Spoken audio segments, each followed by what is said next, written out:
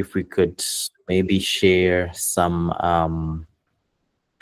emojis that I would prefer if it's smiling, happy emojis that we can throw in either in the chat or just as a response. I think it doesn't have to be like a very it's not a sad environment. It's a beautiful, nice space, and hopefully we will be able to get a few things out of the session.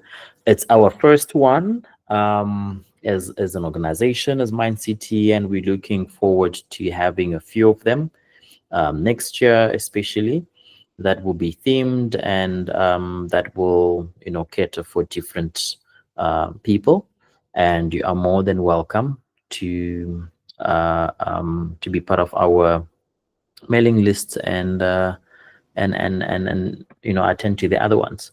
So we won't be long. It will just be very much an interesting fun session with our speaker and the hosts. Just a quick background. My name is Kim, and I am the founder of MindCiti.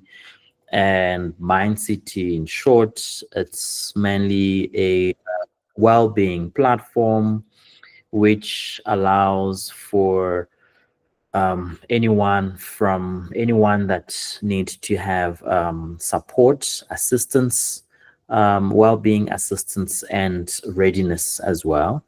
The platform focuses on providing you with an affordable, low-cost tool that does not replace your psychologist or your coach, but provide you a very good percentage of support that covers the different areas or the different dimensions of well-being. And we've got AI integrations as well on there, where you can go do self-reflections, and then it communicates back to you. You can do self-assessments to just discover where exactly you find yourself. And you can then also engage with us in case you need further support beyond what you would have done, because some of the assessment you wouldn't understand everything that you would have probably done there. It gives you a good amount of feedback, but we know that the specialists which we have in-house, like one of our friends who will then be speaking here today, are the ones that can actually assist you further in that regard. And it's very much a tool that is aimed to provide you with all the necessary support from a well-being perspective and assisting you, right? So that is what we do, and we're looking forward to next year and providing more and more support and ensuring that we've got a ready nation, a ready young people that are fully supported, not only with the academic part of things, but with their particular well-being and their readiness from a soft skills perspective. I will do a quick introduction to who's going to be our speaker today, who is Japhta. As you would have seen, Japhta is actually a industrial and organizational psychologist, and he's the one who's going to be doing our talk today. Feel free to throw in there any questions if you do have. Could be, if it's personal, if it's too personal, we are more than welcome to set up some sessions with you and him later on at some point. But feel free to just ask for any tips. We already collected a couple that were shared when we sent out the registration form, which we'll also be happy to answer to. And yeah, he will do more of the introduction, and then we also have a guest who will be assisting us with hosting, and her name is Nomfundo. And Nomfundo will assist us with being the hosts and engaging with Japhta. So if you have any questions at any point of the slide, just throw it in the question in the chat section, and then Mfundo will catch it and then give it over to Japhta.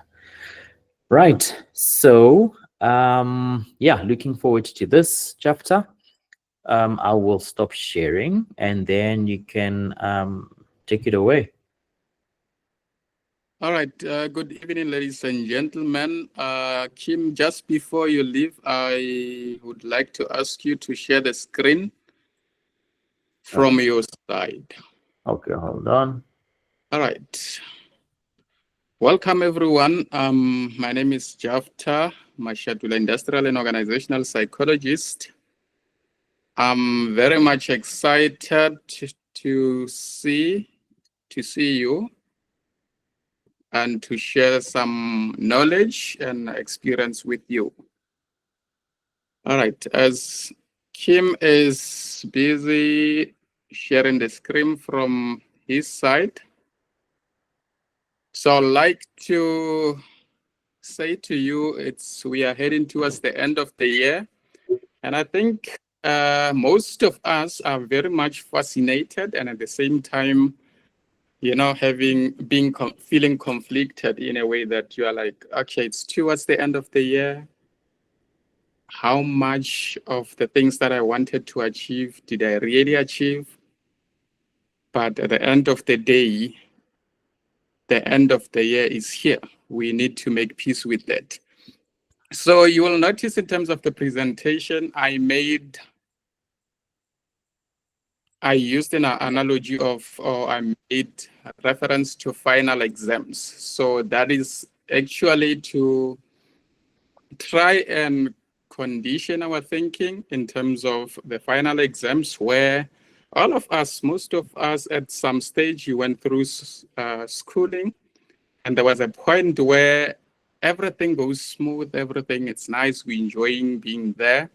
But towards the end of the year, the idea of final exams, when it kicks in, when it registers mentally, you start thinking, you start some panicking, some excited due to the fact that it's towards the end of the year, they've managed to meet their goals. And some of the people are at a point where they are nervous. They're asking themselves, how much of those goals that I've set for myself did I actually manage to achieve? So final exam, think of it in terms of the wide range of emotions that you go through when you are approaching the end of, year end, and start thinking also in terms of how does the body feel? It's like you're running a race. Towards the end of the race, how do you feel? But the main focus is not on that only, but on how to beat the year-end fatigue and to finish strong. Yes, we go through things. Yes, we go through challenges. We set goals, realistic, unrealistic, practical, not practical. But at the end of the day, you want those goals to be motivating. You want to finish stronger than you started, and you want to be looking forward to the new year. So I will be talking to you in terms of that, and we'll move to the scope of the presentation, Kim, to say for the audience, for you as audiences, what is it that you'll really need to know? What is it that we are going to learn from one another? It's to understand the concept of end-year fatigue. I mean, it's a given fact that each and every one of us at some stage, you become tired, you become exhausted. But why is it important to manage fatigue? Why is it important to recharge? So what is it that you as an individual, you can tap into in terms of your personal strength and areas for growth? What is the most important thing that can help you in terms of beating the end-year fatigue and emerging stronger than that? So look at the strategies, practical strategies, and develop personalized resilience plans. So the aim is to help you to develop your personal resilience plan for growth and also for your professional development. All right. So we need to understand fatigue. What is it that when we talk about fatigue, most of the people that I came into contact that I interacted with indicated to me that, you know what, when we are talking about fatigue, we are talking about one being tired. So I want to say to you today, fatigue really includes a wide variety of emotional reaction, cognitive as well as physical. It's not something that you can just say, I'm feeling tired. So that exhaustion comes in different ways. When you are talking about fatigue, when you are talking about tiredness, it's two different things. When one is tired, you can sleep and wake up feeling recharged and feeling like you can be able to do other things. But when fatigue kicks in, the three elements become crucial and become compromised. Your cognitive aspect, which is your thinking or your mental, the emotional aspect, which is how you react to situation, how you relate with other people, as well as the physical attentiveness. We're talking about your focus, your level of focus or concentration, the one that we need for prolonged period of time. So we need you to be able to be mentally sharp, mentally alert for a long period of time, emotionally sustained to interact with other people, and also physically to be able to have the energy to achieve or execute a task. So let's move into the next slide. There we are going to be also looking at what is this concept of NDF fatigue. Each and every one of us at some stage, you experience being physically exhausted, feeling drained, feeling like you don't have time, you don't have the energy to do other things that you used to do before. Mentally, you're feeling like, you know what, I can't focus on this task. I've been trying to think, I've been trying to come up with brilliant ideas, but today is just not the day. I'm feeling distracted, easily distracted, and emotionally, you feel it's difficult to connect with the people that you used to connect with. You get easily irritable. And so all these three elements that are indicated here, they build over the year. As you are approaching end year, most of the time you feel tired physically, you feel like you can't take it anymore. So some of you are parents, some of you are also studying, and then we're asking the question, to what an extent are you able to execute or to meet the demands of the other domains of you being a parent and also being an employee? So this fatigue can sap energy and motivation. You get to a point where you're feeling motivated, getting to a point where, you know what, it's difficult for you to use some of your energy, to use some of your thoughts, to apply yourself across different contexts. And at some stage, someone gets to ask the question, but what causes that? What causes situations where it's difficult for you to concentrate, difficult for you to apply yourself, to interact with other people, leading to a situation where you're constantly anxious, you constantly feeling distracted, not living in the moment? So one thing for sure that can lead to that is increased workload when it's difficult for you to meet the demands of your work, as well as feeling the personal pressure to be in different places, but no, I just cannot be there because there are other demands that I need to satisfy. The other thing, which is the last one, is the need to align with other people, the need to meet the year-end goals. So at the beginning of the year, you set goals for yourself, and then towards the end of the year, you reevaluate. You evaluate yourself, reevaluate in terms of which ones did I achieve, which ones did I not achieve, and the ones that you've achieved and not achieved, are they personally meaningful to you? So that's where the part of feeling anxious, feeling stressed comes into play. Right. So I want you to think of that in terms of the fatigue that I will be referring to throughout the presentation. Let's move on, Kim. So someone asked the question. All right, I see there is a hand there. Yeah, Yes. it's Nomfundo Unmute Japhta. yourself. Right. It's Nomfundo. Hi. Yes, hi, Japhta. So, Hi. you covered just some interesting aspects of the emotional and like cognitive exhaustion, and just if you can, in your conversation, differentiate it again for us a little bit on the cognitive exhaustion. So someone feel like very tired, and that is what we normally put it in. And there is just one question that came in on the during the registration that maybe you might cover soon. That was, when you feeling fatigue, you feel this tiredness, but how do you then take the rest without feeling guilty of that you're wasting time and stuff like that. So if you can cover things around that as well, that would be cool. All right. Thank you for that. That's an interesting question.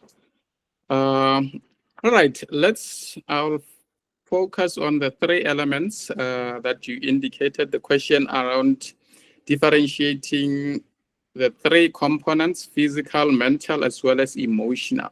So we are human beings, we are social beings. At the end of the day, I want you to think of situations where you wake up in the morning, you preparing yourself to go to work. What is it that is needed for you to be there, for you to be productive at work?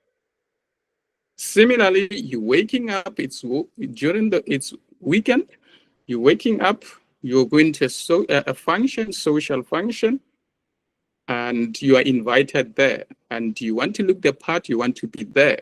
Again, the question remains, what is it that is important there? It's for you to be there. It's for you to be able to live in the moment, for you to have the energy to participate in whichever activities that are important there. So when you look at the physical component, we are talking about you having the energy to wake up in the morning, to go to work, execute the task, be able to physically withstand the challenges that are coming with your work. So do you have the high energy to keep up? Are you able to execute the task? That is the physical element of it. Are you the type of a person who's experiencing low level of energy? When you are on duty, when you are performing a task, you tend to feel sleepy, tend to feel sluggish because of the low level of energy. So that is the first component, because you need motor skills. You need to be able to move around, you need to be able to work. So the second one is the mental part of it. Yes, you've got the energy, the physical energy, but the mental aspect speaks of focus. As you are at work, as you are anywhere you are in terms of the social context, are you able to focus and concentrate on the things that are needed there? If we have to brainstorm, we've got to take part in activities. Can you move around? Can you execute activities? Can you become creative? Can you make decisions? So that is the mental part of it, cognitive ability. Are you in a situation where you can remain focused and sustain your focus? The last one, which is emotional aspect, it's the extent to which you can initiate and sustain work relationship with other people that are there. So there we can differentiate in terms of, if you are feeling sluggish, if you are easily distracted, in terms of the day. So we're looking at someone emotionally who's going to be easily irritable, likely to be easily irritable when people are coming to you and they want to interact with you. You're feeling sluggish, low level of energy because of what? because you did not rest, because you're feeling exhausted. So when someone is talking to you, it feels like they are bothering you. You're feeling overwhelmed. It's difficult. You woke up, you went there, but the moment you arrived there, you can't wait to get home. So those are the three components that are important. Is can I focus? Do I have the energy to execute what needs to be executed? Can I connect with other people and live in the moment? All right. I'm not sure if I answered you, Nomfundo. And Yes, no, you answered. I think, yeah, we can move maybe to then you sharing with us some strategies how we can work on this. Yeah. I'm glad. And the other question, I will address it in the other slides to come in terms of resting without feeling guilty, how you can reframe your view on recovery. So the slide here in terms of the symptoms, what you can observe in other person or in yourselves, or what you can notice is in terms of experiencing low levels of energy, lack of motivation, the things that you used to be interested in, you are no longer interested in, you're feeling overwhelmed and exhausted, you don't feel like doing something different or going an extra mile. When you are at work, you're looking forward to knock off and sleep. When you get home, you start thinking, playing all those, the things that you're supposed to have done, the task, and you struggle to sleep. So resulting in you getting worried about the deadline, you having to complete other tasks tomorrow, resulting in anxiety and procrastination, which I always say procrastination is the thief of time. So that's when you don't have the energy to complete the task, you struggle mentally to prioritize, to make the decision in terms of which task is important, which one should come first. All right, so it's normal to feel tired and overwhelmed, but it's important to have the resilience to push through. All right, let's move on and address other question in terms of resting without feeling guilty. So some of the symptoms are there. You've got impaired judgment. That's where the mental or the mental or cognitive faculties are compromised. Reduced productivity. Obviously, you find it difficult to focus on the things that you need to focus on. Reduced alertness. So an increase in chances of one making mistakes, accidents happening at work, longer reaction time in situations where you are expected to respond quickly to certain external stimuli. It becomes difficult because your concentration and your physical energy level is compromised. So you've got impaired memory. You find it difficult to sustain your energy, your focus. And the low stress tolerance, anything that comes your way, it is perceived as, you know what, I don't deserve this. You know what, this is difficult to deal with, but not realizing that you can tap into your resilience. You can be able to tap into your other skills that can help you to do that. The poor communication kicks in when you feel like your perception of time has changed. Whenever you're talking to someone, you're feeling like they're wasting your time because you could have managed to complete this task, but in real terms, we know you are exhausted. Chances are, if this person is not talking to you or you are not attending this meeting, which according to you might come across as not important or a last-minute meeting, you could have achieved other things. But in reality, you could have procrastinated again. So reduced physical capacity, feeling sluggish, feeling inactive, finding it difficult to work, and therefore resulting in risky behavior, because when you are working with other people, task and interdependent, it's difficult for the other person to work with you because they require you to complete certain activities. And if it's in a high demanding, risky environment, you are likely to make mistakes and endanger your life and other people's physical safety. All right.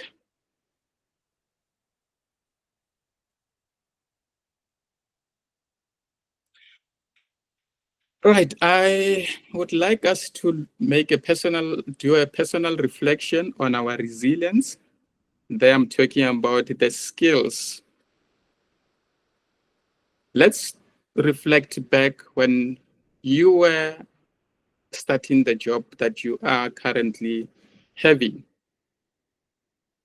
Or let's go a little bit backward in terms of when you first got the opportunity to report for interviews.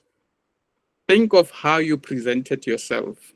Sometimes I like using this when you get to the interview and they're asking the question, tell us about yourself, the way you market yourself, you say a lot of things about yourself.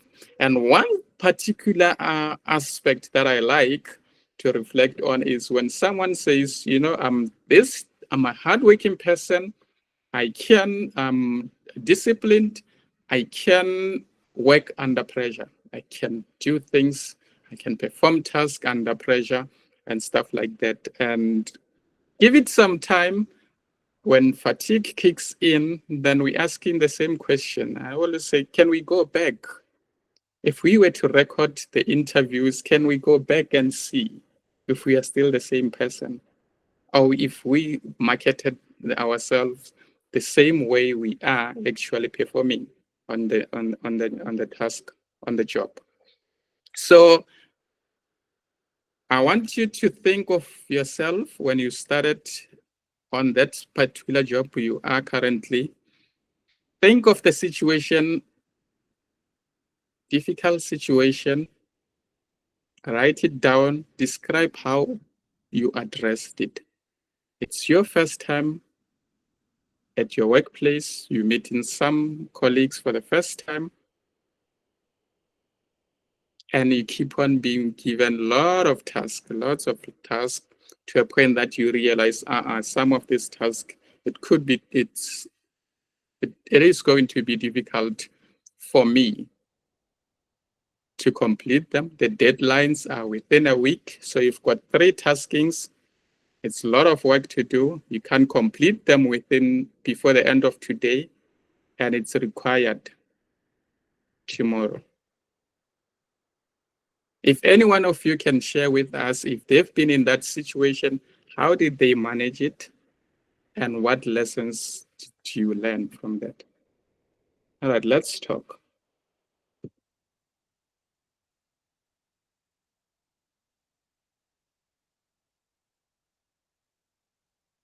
Anyone, you can just unmute yourself and we just talk around this.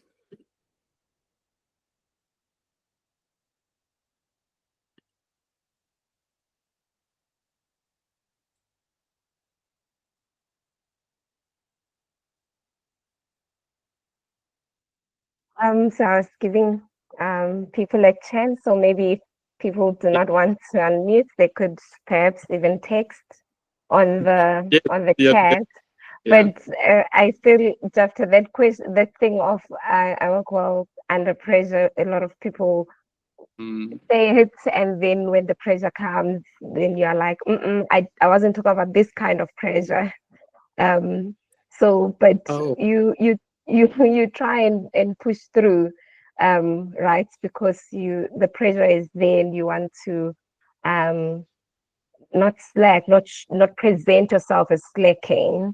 But it's when the pressure kicks in, it's hard to accept that, yeah, this is the pressure I was saying when I said I can work well under pressure. Yeah, so maybe people will put up their hands and feel free to unmute. But if they do not want to unmute, someone can just text on the chat box. We always happy to hear, and also some of the questions from things that Japhta has been sharing. It'll be great to hear those as well. So feel free to put those in. Yeah. Okay. I like that comment, Fundo. In terms of now, we are knowledge. Yes, I said I can work under pressure, but not this pressure. So it's another type of a pressure or another form of a pressure, but not this one that I'm experiencing.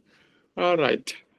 So I want you, the main purpose, the main reason why I'm asking this type of question, I want us to look at there are situations where it is necessary for you to say no. There are situations where it's a must for you to establish and be very firm in terms of boundaries, to know there are certain things that I cannot agree because they are adding load more and more to my to-do list. And at the end of the day, you are compromising quality over quantity. So how do we reframe our views on recovery? How do we go about completing the tasks that are assigned to us and taking breaks, resting without feeling guilty? So that is something that is important to do. You need to look at rest as a productivity tool. You need to think of rest as a recharging and not as a wasting time. So the other thing is recognize that you need to rest and recognize that sleep is essential. You need to sleep so that you can get the energy and you can be able to focus. So the other aspect to that is mindfulness. Mindfulness in rest, it's for you to practice, take a moment, take a break. It can be 5 minutes break. Practice deep breathing or relaxation techniques that can help you to benefit from short breaks. So you include it as part of your routine. Taking short breaks can help you to rejuvenate. It can help you to recharge yourself and be able to focus on the task that you are currently feeling demotivated to do. One last thing that one can include is to practice and prioritize quality over quantity. So taking short quality rest breaks like power naps or mindful relaxation can also boost the energy without taking excessive time away from your work. So I've seen some of the people taking a break and still working on a computer, taking a break, and then switching to their cell phone. And then after that, you go back to the task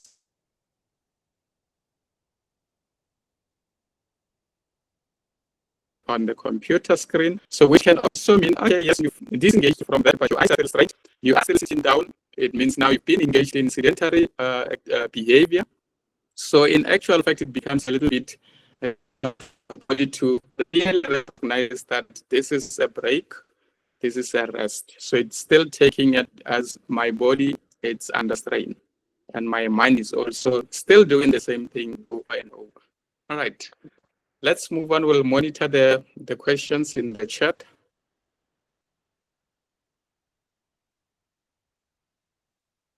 All right, what are the strategies that you can put in place? Mindfulness and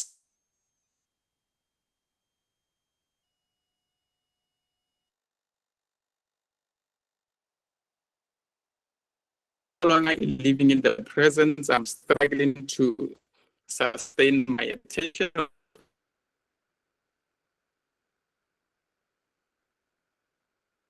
Be able to focus.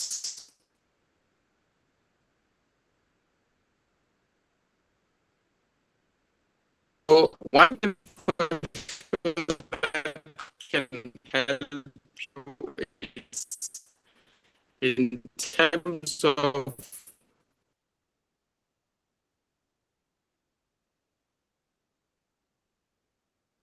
looking at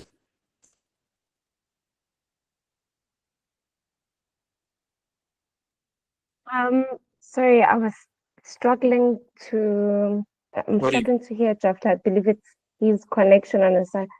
Japhta, maybe if you can switch off your camera, it might help with your bandwidth. And can I just get a signal from other people if they can hear me and the connection is on Japhta's side? Okay, cool. We're sorry about that. Working on tech, we risk that, but I'll just check in with Japhta. But so long, can I just ask for people to have any comments, any questions, and whilst we just trying to make sure that Japhta gets back on connection, and I am considering the time as well. We had planned to end at 8, but we'll just figure that out. Japhta, are you there? Yes, Can you I'm hear me not now? sure what happened. I think I got disconnected, but it's. You I'm sorry about that. you do sound very clear now. Yeah, so thanks. But I was just encouraging people to put in the All right. comments or chats on sorry, comments or questions on the chat box, and we can proceed, and we can just be mindful of the time as well. But Right. yeah, thanks. So the two things that are important is recognizing, identifying your thoughts. Why are you feeling the way you're feeling? Is it a good positive thoughts, negative thoughts? How are you going to manage yourself around that? Coping, identifying your thoughts is important because it will determine how you will cope with the thoughts and the behavior that is likely to result from that. All right, let's move to the next one.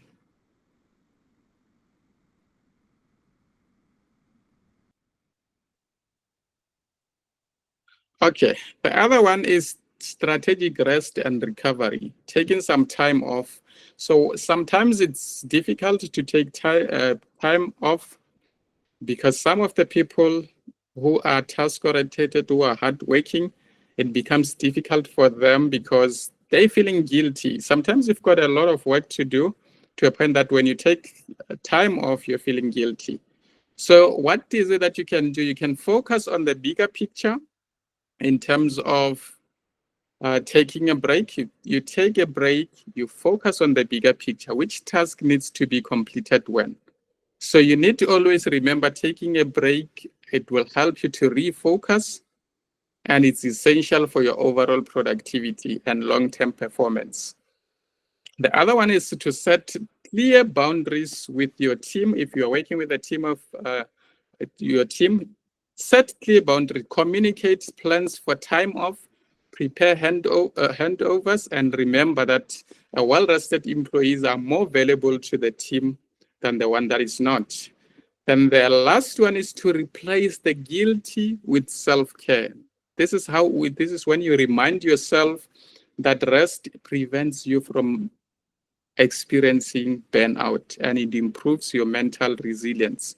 So the most important thing here is to look at taking time off as a time for rest, for relaxing, for resetting, and starting afresh. So it's not a punishment, it's not anything negative, it's not a waste of time, but it's a moment, it's a break that helps you to rejuvenate. Right. Let's move to the next one. So the other thing is it's good to have all these skills and strategies in place, but at the end of the day, what you need to know is you can be able to manage your resilience skills in terms of two things. You can have the practical strategies for developing energy on an individual level, but you need to manage certain tasks. You need to manage such energy. Prioritizing on the task help you to focus on what is the bigger picture, which task needs to be prioritized first, which one is important and urgent, which one needs to be completed first. And the ones that are there are important. Which ones can you delegate to the other team members? Because at the end of the day, not everything it should rotate around you. So it also creates a safe environment of trust, an environment where everyone trusts you, feel empowered, feel like a part of a bigger group. So again, taking shorter and regular breaks, stepping away from the computer, taking time, doing something different from what you've been doing. If you've been sitting around for quite a long time, stepping away from the computer, walking out of your office and interacting with some of your colleagues. And then the other one is self-care routines, where you can include things like hydration. You can take a walk, you can jog, you can do any other thing that is going to be important for you, for your own personal development, not work related, but also for your personal development. Also, in terms of the self-care routine, sleep hygiene is important. You also need to have a routine in terms of what time are you going to sleep and what time you need to wake up. So those are the practical strategies on individual level. There are some of the strategies that you need to also put in place, especially when you are faced with the pressures of deadlines. So there are a lot of tasks, there's a lot of workload, there's a workload for you. How do you go about it? Prioritizing which tasks are essential, meaning which projects are most important and that needs to be completed.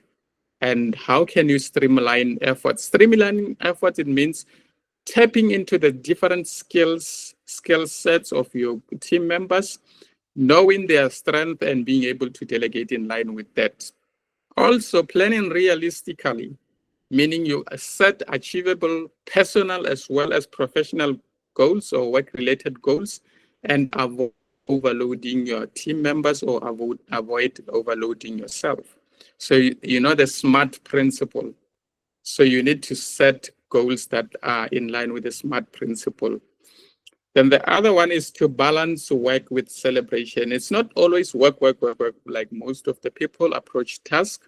It's also encouraging a sense of accomplishment. If you completed a task, it doesn't matter how small it is, but celebrating it can also give a sense of confidence in other members, so show a sense of cohesion within the working environment, and also to indicate to the team members, if you are managing them, to say, look, I value your efforts. I notice the contribution that you're bringing on the table.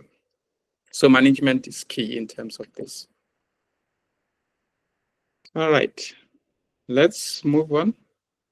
So the other thing is, how do you, for one to contribute positively to those three components that I indicated, the mental, the cognitive, the physical, as well as the emotional aspect, one needs to live to maintain a healthy lifestyle. So we are looking at how can you achieve balance. I normally don't like using the word balance, but integration. How do you integrate so that you can be able to facilitate your skills, facilitate your energy across all the domains?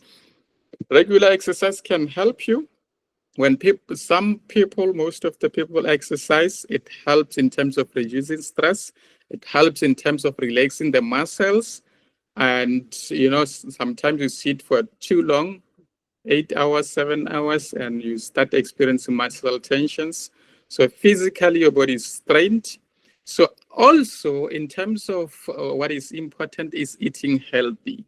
So sometimes the way you approach the task, the type of environment in which you are working in, if it's a high demanding, stressful environment, it's key. It's very much important that you eat healthy, you've got healthy meals, and you stay hydrated. So we've got also in MindCiti, there is an aspect that focus on nutrition, because you need to recharge yourself. It's not only in terms of physical exercises, but it's also in terms of your energy. And it's important to plan your meals, because some of the people, they don't eat breakfast, but expect to be productive throughout the day, or expect to be productive from the time they report to work until they eat lunch. Some, they keep on pushing lunch towards the lunch becomes supper, and you become surprised when you're struggling to remain focused. So prioritizing sleep and avoiding distractions, you need to take breaks. It's important for to have emotional breaks, to have physical break, to also have what we call cognitive or mental break or mental rest. So remember, a healthy body is a healthy mind. So it's key that you strike a balance or integrate in terms of maintaining healthy lifestyle, so that you stay away from burnout and you remain focused in terms of what you need to do. All right. Again, you will notice that at some stage there are people who tend to hibernate. I call it hibernating because they are there, but they are not there. So some of the people, when they are stressed, they tend to, isolate themselves. They don't want to be part of the group. They want to hide, or they want to spend time alone.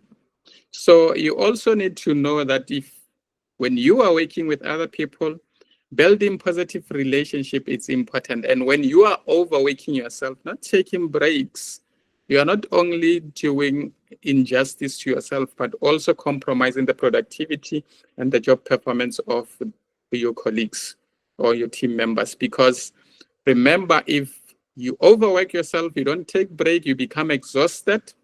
The key element, the key construct that we are looking for in terms of working relationship there is what? It's emotional reaction. So how you react to other people emotionally determine the extent to which you will sustain that relationship, working relationship or not. So it's important to build positive relationship. If you can stay focused, you can be in the moment, enjoy other people's company, have the energy to engage into discussion, interact with them, be there, and then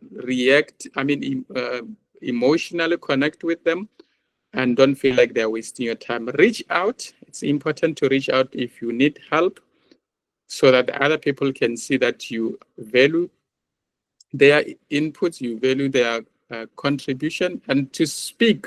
I made this example here to say you go back to the time where you were at school, you were struggling, but to your friends, you want to appear as someone who's smart, someone who can do all the tasks, someone who doesn't struggle. But one way of some of us, how we manage to get through this phase is we don't go to the friend. We don't go to our friends to seek help. Instead, we go and ask the teacher, I don't understand this, ask the lecturers, ask other people, but not within the cycle. So it doesn't necessarily need to be someone within the cycle, but you can talk to any other person external so that they can help you to see things from a different perspective. So it's of that support structure and to know that you are a human being, you are not living in isolation, you are not an island. So asking help, for me, it's a sign of strength. It's a sign that I am aware of my limitations. I am aware that I need other people to help me. I can't do everything by myself. Right.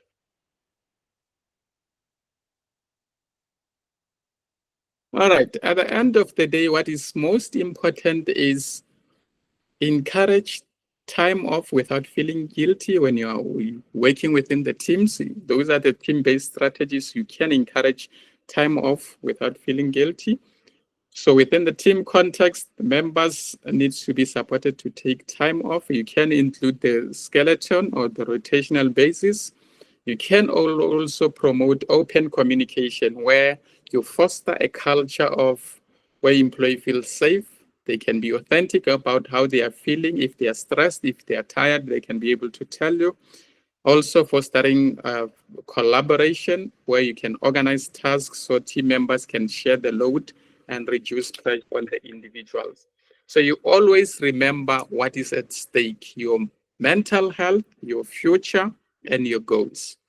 So look ahead, what lies ahead. Do not always feel the pressure to complete it now at the expense of your mental health, physical health, as well as compromising your quality of life or that of your family. You need to keep moving, keep pushing, learn resilience, adjust accordingly, and commit to finishing strong. It's not about who finished first, it's about who finished strong. All right, thank you so much for your time and your attention.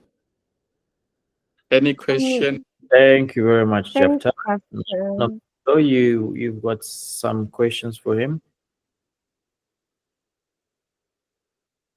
There is a question that came up on registration that was about how to boost team morale when there is still work to be done, because we might be just right at the end of towards the end of the year, but that doesn't mean that we are done. And some of the things you covered about, like working towards feeling strong. I don't know if there would be any comment on that one. We didn't get any questions on the chats, but these are the ones that came during registration. Okay. So in terms of how to go about boosting team morale despite the end of year fatigue. So one thing for sure that one needs to look at that, especially in situations where you are a team leader or a manager, you can focus on celebrating small wins, recognizing the team's achievement. You need to also build motivation and show appreciation. So it's a time away from work, out of the office, going out there, celebrating the small wins. It's about the team. It's about the individual achievement. It's important to do that. Also encouraging mini breaks. Encouraging mini breaks together. One thing for sure that is important is to schedule a quick team breaks or mini activities to refresh. You go about refreshing without halting on what you call productivity. So it's a matter of going out there, and also they will learn, your team members, to say not everything should be about work. Also, if you are overworked in terms of other areas of life, it's important to take breaks. It's important to have a vacation, to play vacations. And the last one that is very much important is to show empathy. As a leader, it's important to be authentic to your team members, because being authentic, they can pick up if this task is really tiring. And when you show empathy, you acknowledge the fatigue, you acknowledge the stress that they're experiencing, and you assure the team of the value of taking care of themselves while getting things done. So that is, those are the three important things that you can implement in terms of boosting a team morale. Thanks, Josh. I think those are great, because some here are people who have management roles in work, or are founders of startups, and it's right at the end of the end to just get that advice to keep people pushing. There's still work to be done, but it's end of year and people are fatigued. Like we can still work on it. So thanks for those tips, and just taking care of ourselves. I think somewhere there, I just felt like Dr. is saying, no, go back to the gym, go back to the gym, when you talk about regular exercise to get your mood up and still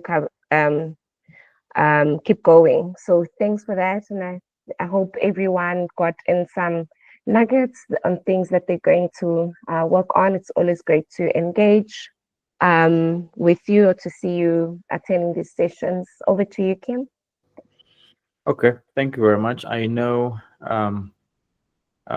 Japhta was attacking me there with some of his some of his tips. I don't know if this presentation was based on me as a sample, because I clearly need to get into the right space of doing things, and yeah, it's always valuable aspect that we get, and it's always important to be reminded as well of what needs to be done. And in view of that, that is why we also built the app, is to ensure that we are able to provide support, making it more accessible and more affordable, so that these kind of engagement that you can have on a one-on-one can be done. And we can also identify things a bit earlier, identifying things earlier and preventing things from happening by just getting the right support and the right assistance that is needed. So I really appreciate everyone that managed to be here. I know that this is ending at 8, but it doesn't mean that you were overworking, adding more onto what you should not be doing. But I hope it was valuable conversation and tips and things that you can get on.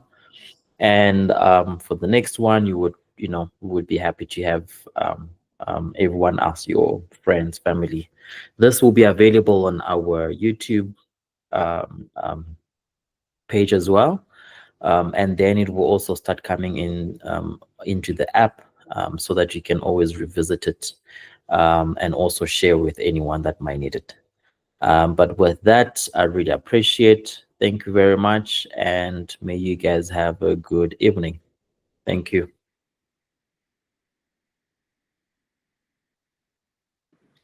Thank you, everyone. Thank you, Kim. Okay, bye bye. Good night. Bye.